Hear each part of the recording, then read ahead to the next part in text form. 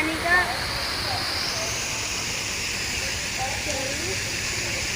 Fountain guys, एक पानी का फाउंटेन जहाँ हम आए सरोली नगर के पास में। ये देखिए,